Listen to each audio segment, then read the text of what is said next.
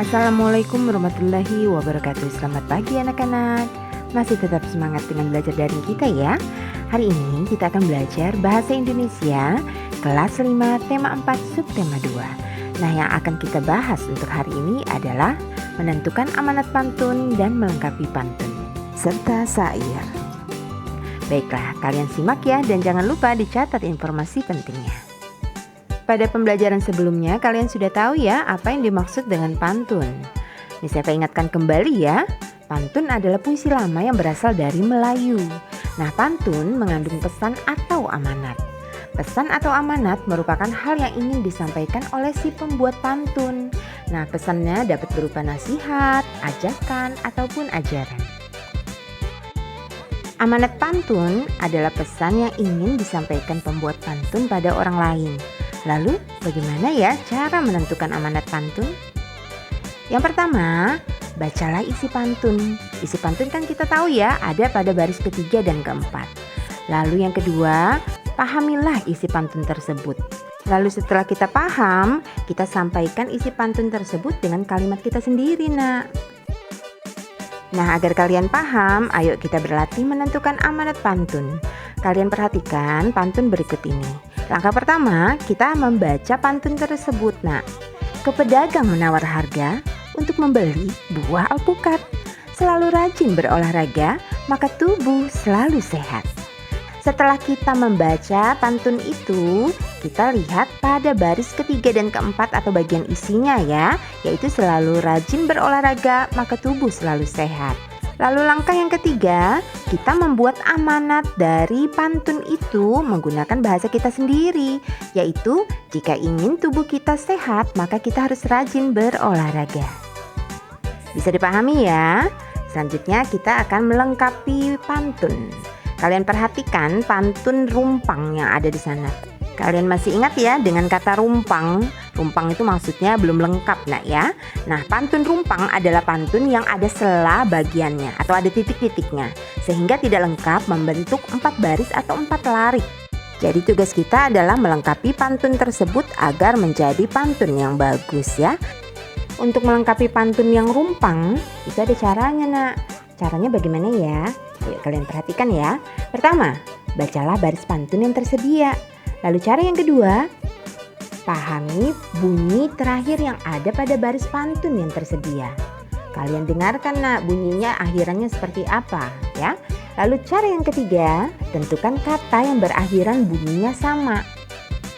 Lalu yang keempat, buatlah kalimat dengan kata tersebut untuk melengkapi pantun. Yang harus kalian ingat, bunyi atau rima ataupun sajak pada pantun itu adalah ABAB nak. Maksudnya adalah bunyi suku kata terakhir pada baris pertama harus sama dengan bunyi suku kata terakhir pada baris ketiga. Lalu bunyi pada suku kata terakhir baris kedua harus sama dengan bunyi pada suku kata terakhir baris keempat. Oke, ayo kita berlatih melengkapi sampiran pantun. Kalian perhatikan pantun rumpang berikut ini ya. Baris pertama dan kedua yang merupakan sampiran pantun belum tersedia, jadi masih rumpang ya. Sedangkan baris ketiga dan keempat yang merupakan isi pantun sudah ada. Jadi tugas kita akan melengkapi pantun tersebut dengan kalimat sampiran yang sesuai. Kalian perhatikan bunyi suku kata terakhir pada baris yang ketiga, yaitu at ya. Maka untuk baris yang pertama juga kita harus menggunakan bunyi at. Misalnya kata alpukat, Jumat, coklat, dan lain-lain. Nah, suku kata masing-masing kata tersebut itu bunyinya adalah at ya. Kita ambil kata alpukat untuk membuat kalimat pembuka. Ingat, suku katanya tidak lebih dari 8 sampai dengan 12 suku kata. Sebagai contoh, kita membuat kalimatnya menjadi pergi ke pasar beli alpukat. Itu 10 suku kata, nak. Nah, kemudian untuk kalimat yang kedua, kamu perhatikan pada baris yang keempat apa bunyi suku katanya? Ri ya. Maka kita harus mencari kata yang sesuai dengan suku kata yang baris keempat. Contohnya lari, hari, duri, diri, sendiri, dan lain-lain. Kita ambil kata duri untuk membuat kalimat baris kedua. Ingat, membuat kalimatnya Untuk suku katanya antara 8 sampai dengan 12 suku kata ya. Kita membuat kalimatnya menjadi alpukat buah tak berduri. Kita hitung untuk suku kata alpukat buah tak berduri ada 9 suku kata.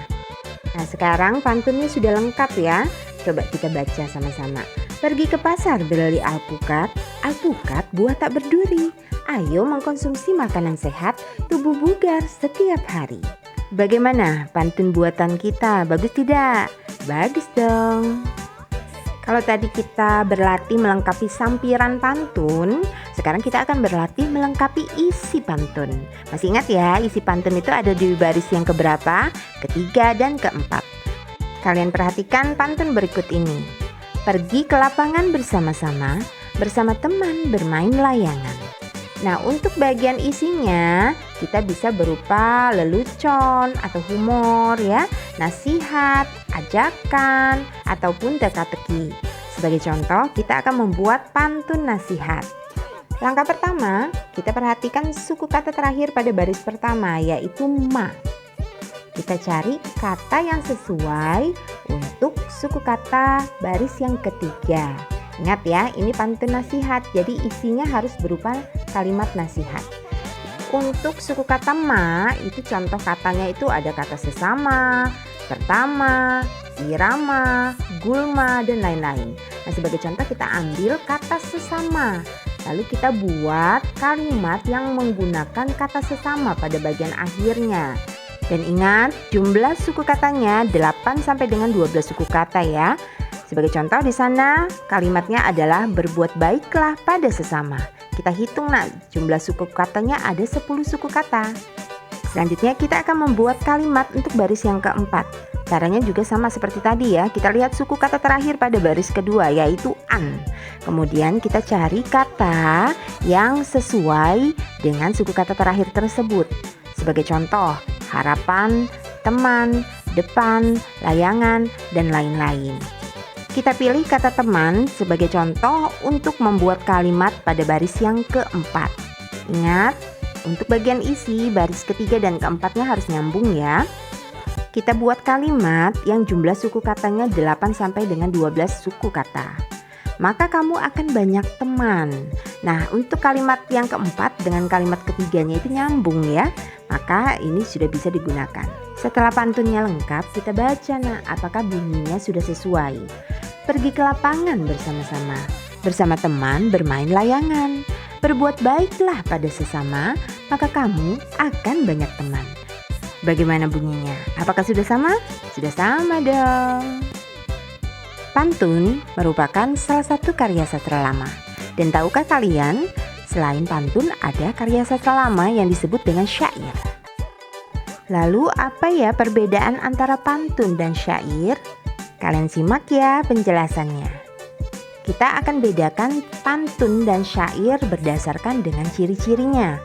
Kalau pantun terdiri dari 4 baris atau 4 larik ya, lalu bersajak atau berima ABAB. Tiap baris terdiri dari 8 sampai dengan 12 suku kata. Lalu isi terdapat pada baris ketiga dan keempat.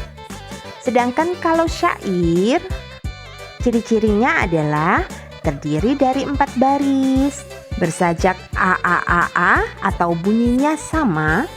Ciri yang ketiga, tiap baris terdiri dari 8 sampai dengan 12 suku kata. Lalu semua baris merupakan isi. Berbeda dengan pantun ya. Kalau pantun isinya ada pada baris ketiga dan keempat, sedangkan kalau syair ini semua barisnya merupakan isi. Sekarang kita akan lihat perbedaan antara pantun dan syair dari masing-masing kalimatnya.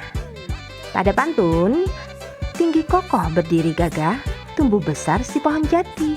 Lebih baik kita mencegah daripada kita mengobati. Nah, satu bait pada pantun itu terdiri dari 4 baris atau 4 larik ya. Untuk baris pertama dan kedua merupakan sampiran, sedangkan baris ketiga dan keempat merupakan isi. Lalu rima atau bunyi ataupun sajak pada pantun itu adalah ABAB. Artinya antara baris pertama itu sama bunyinya dengan baris ketiga. Bunyi suku katanya ya. Lalu baris kedua bunyinya atau sajaknya sama dengan baris keempat. Kalian lihat suku kata yang di garis bawahi merah.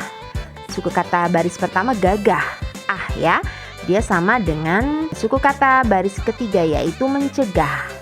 Lalu suku kata baris kedua sama dengan suku kata baris keempat. Sekarang kita lihat contoh syair. Jagalah kesehatanmu, jagalah makananmu, agar selamat hidupmu hingga di akhir tuamu.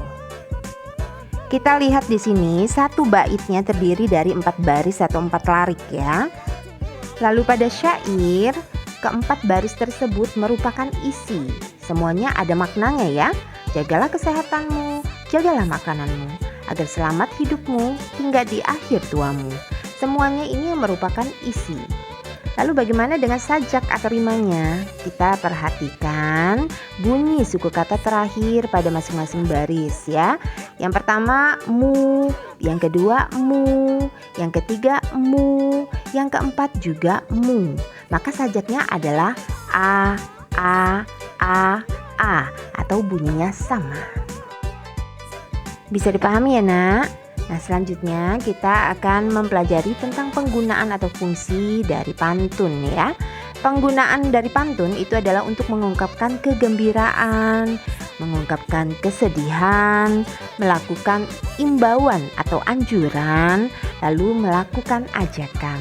Nah, inilah fungsi atau penggunaan dari pantun. Bagaimana anak-anak? Sudah paham ya bagaimana membuat makna pantun, melengkapi pantun, serta perbedaan antara pantun dan syair. Untuk hari ini, Miss Eva akhiri. Wassalamualaikum warahmatullahi wabarakatuh.